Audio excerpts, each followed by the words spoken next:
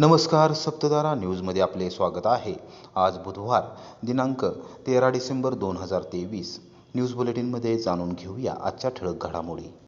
कोरेगाव येथे ग्रामदैवत श्री भैरवनाथ व माता जोगेश्वरी यांचा देवदिवाळीचा रथोत्सव उत्साहात, मान्यवरांच्या हस्ते रथपूजन, दर्शनासाठी भाविकांची गर्दी। कोरेगाव येथील ग्रामदैवत श्री भैरवनाथ व माता जोगेश्वरी यांचा देवदिवाळीचा वार्षिक रथोत्सव बुधवारी उत्साहात पार पडला। मान्यवर पदाधिकारी, प्रशासकीय अधिकारी यांच्या उपस्थितीमध्ये रथपूजन करण्यात आले। मंदिरात सकाळपासून दर्शनासाठी गर्दी होती। यात्रा कमिटीचे अध्यक्ष शहाजीराव बर्गे, कमिटीचे पदाधिकारी, सदस्य, उपविभागीय पोलीस अधिकारी राजेंद्र शेळके, निवडणूक नायब तहसीलदार सारिका शिंदे, सहाय्यक पोलीस निरीक्षक सकाराम बिराजदार, नगराध्यक्षा दीपाली बर्गे, उपनगराध्यक्ष सुनील बर्गे, नगरपंचायतीच्या मुख्याधिकारी विजया घाडगे, मंडल अधिकारी शिवाजीराव पिसाळ, तलाठी किरण पवार यांच्यासह मान्यवर पदाधिकारी व सर्व नगरसेवक यांच्या उपस्थितीमध्ये रथपूजन करण्यात आले। तदनंतर नगर प्रदक्षिणेसाठी रथ बाहेर पडला। भैरवाच्या नावानं चांगभलच्या जयघोषात, गुलालाच्या उधळणीत नगर प्रदक्षिणा पूर्ण करून सायंकाळी रथ मंदिरात दाखल झाला। श्री भैरवनाथ व माता जोगेश्वरी यांच्या दर्शनाबरोबरच रथाचे दर्शन घेण्यासाठी भाविकांनी आणि नागरिकांनी गर्दी केली होती। रथोत्सवादरम्यान कोणताही अनुचित प्रकार घडू नये यासाठी महावितरण कंपनी आणि पोलीस दलाने काटेकोर व्यवस्था केली होती, तसेच कडेकोट बंदोबस्त ठेवला होता। ग्रामीण भागातील तरुण मुलांची ऊसतोड कामगारांकडून होणाऱ्या फसवणुकीबद्दल राज्य सरकारने ठोस भूमिका घ्यावी। आमदार शशिकांत शिंदे विधान परिषदेत उपस्थित केला प्रश्न। ग्रामीण भागातील तरुण मुले ट्रॅक्टरसारखी वाहने घेऊन ऊस वाहतुकीसाठी साखर कारखान्यांबरोबर करार करतात, मात्र ऊसतोड कामगारांनी मुकादम करार करून तरुण मुलांची फसवणूक करतात। वसुलीसाठी मराठवाडा, विदर्भ आणि खानदेशात गेल्यावर पोलीस पथकाला देखील मारहाण होते। या प्रकरणी राज्य सरकारने तात्काळ निर्णय घ्यावा अशी मागणी माजी मंत्री आमदार शशिकांत शिंदे यांनी केली। विधिमंडळाच्या हिवाळी अधिवेशनादरम्यान बुधवारी विधान परिषदेत त्यांनी ऊसतोड कामगार आणि ग्रामीण भागातील तरुण मुलांच्या प्रश्नावरून राज्य सरकारवर प्रश्नांची सरबत्ती केली।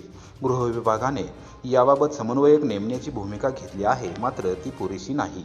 तरुण मुलांकडून वसूल केली जाते, त्यांनी कर्ज काढलेले आहेत, त्यामुळे याबाबतीत राज्य सरकारने सकारात्मक भूमिका घ्यावी अशी मागणी देखील आमदार शशिकांत शिंदे यांनी केली। तरुण मुलं जे ट्रॅक्टर घेतात आणि वाहन घेऊन त्यांनी त्या ठिकाणी करार केलेले असतात। आपण इथं दिलेलं आहे की गृह विभागाच्या माध्यमातून आपण समन्वयक नियुक्त करून आपण त्याप्रमाणे वसुली करतोय।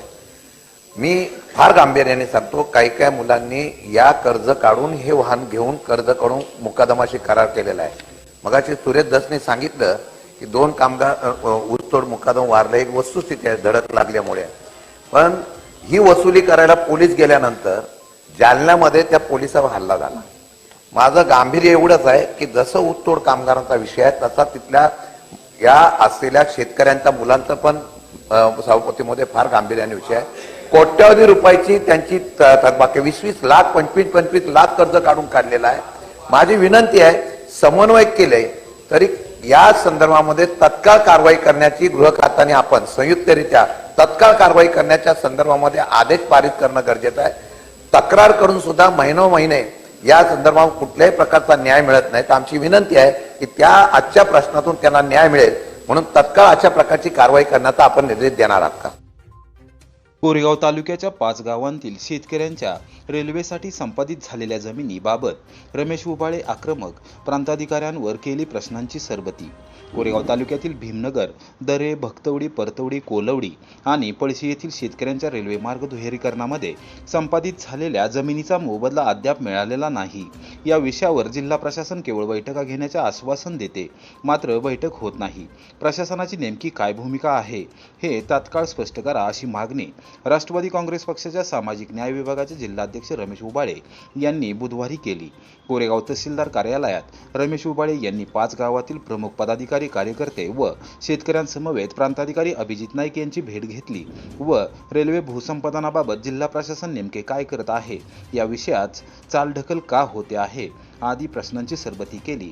जिल्हाधिकारी जितेंद्र ढुडी यांनी प्रांताधिकारी भूमी अभिलेख विभागाचे उपाधीक्षक व रेल्वे विभागाच्या अभियंत्यांसमवेत संयुक्त बैठक घेऊन पाचगावातील शेतकऱ्यांच्या भूसंपादनाविषयी चर्चा करून मार्ग काढण्याची ग्वाही दिली होती. या संदर्भात जिल्हाधिकाऱ्यांनी बुधवारी बैठक घेतो असे सांगितले होते. मात्र आज काही कारणास्तव बैठक रद्द करण्यात आली. प्रशासन नेमके शेतकऱ्यांचे हित साधणार आहे का? आपण याबाबत नेमकी काय भूमिका घेणार असा सवाल देखील रमेश उबाळे यांनी केला. प्रांताधिकारी अभिजित नाईक यांनी प्रशासन शेतकऱ्यांच्या बाबतीत सकारात्मक असून या संदर्भात प्रशासकीय पातळीवर कार्यवाही सुरू असल्याचे सांगितले.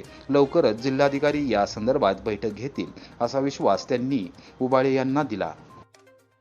कोरेगाव येथे इलेक्ट्रॉनिक मतदान यंत्राच्या EVM जनजागृती व प्रात्यक्षिक मोहिमेचा शुभारंभ. विविध राजकीय पक्षांच्या पदाधिकाऱ्यांचे केले शंका निरसन.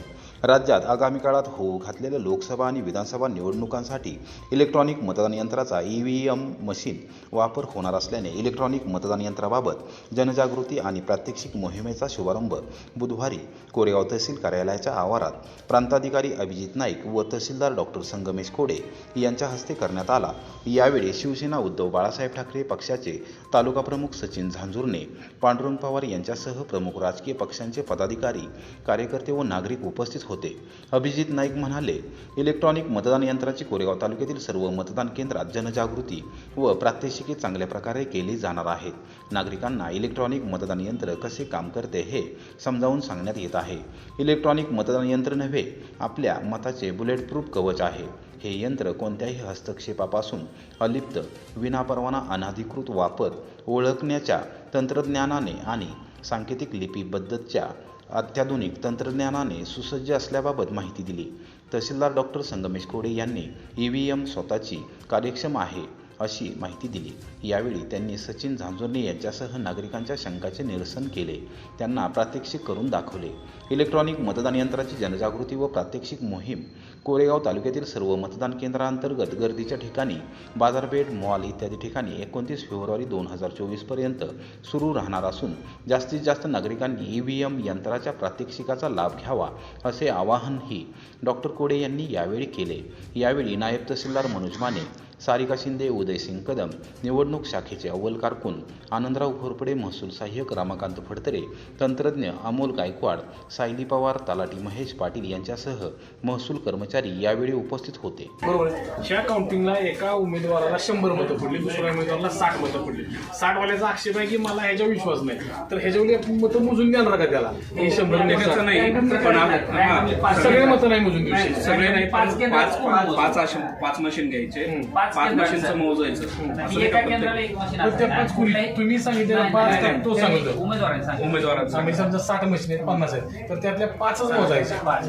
तो कोणतेही 5 घ्यायचे, त्याच्यावर आपल्याला कळतं हिंदी बरोबर as it is रँडमली त्यांनी सांगाव्या त्या 5 आपण घ्यायच्या, त्या 5 चेक करून बघायच्या. मग त्या 5चं परत हे पण काढायचं आणि हे पण. मग ह्याच्यात आपण ऑलरेडी मोजलेलं असते, ह्याच्यात किती झाले तेवढ्याच चिठ्ठ्या निघाल्या का बघायचं. बरोबर आहे, टॅली करतो. ॲव्हरेज त्यातून काढून द्यायचं. हा, म्हणजे रँडमली 5 घेतले, ते 5च्या 5 बरोबर आले म्हणजे सगळे बरोबर आहे.